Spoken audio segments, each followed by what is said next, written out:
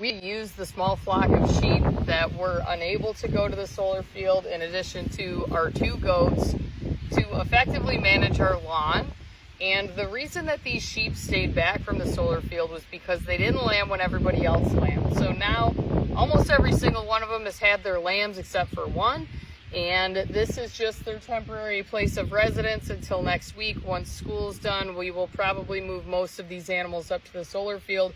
We will keep the 2 goats, the 1 sheep that hasn't lambed, and that's probably it. That'll be in this group. So it will be a lot smaller. These guys are moved every couple of days.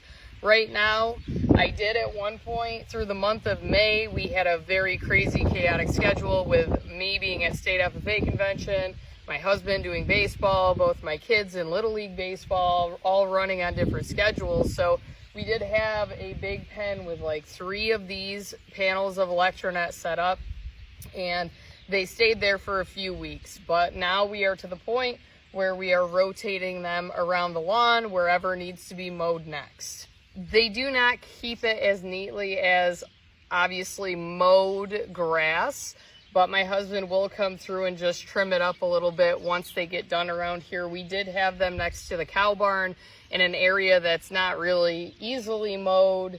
Unfortunately, I have a pear tree down there, so they couldn't have free access to everything, but they did do a good job, and I'll show you that right now. This area right here is the external side of the cow barn, and this grass was very long when I moved them here a couple of days ago, and you can see that they've really trimmed it down nicely.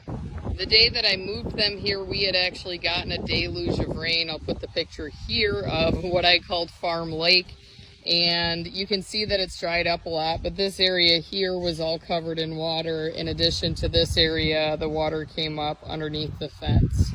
So the big thing was making sure that the water didn't touch the hot wire. I knew that that water, once it was given more time, would go down. We got 2.5 inches in a relatively short period of time. There was a tornado about 10 miles from here. You can see that there are some patchy spots. I don't know why they didn't eat this here. There's actually clover in this little area. I'm surprised the goats didn't hammer on that.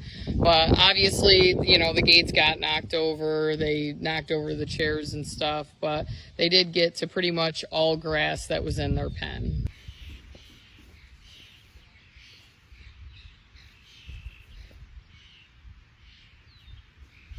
The biggest thing for this type of management is ensuring that the hot wire is hooked up and that it is in fact hot, especially since they are right next to my apple tree.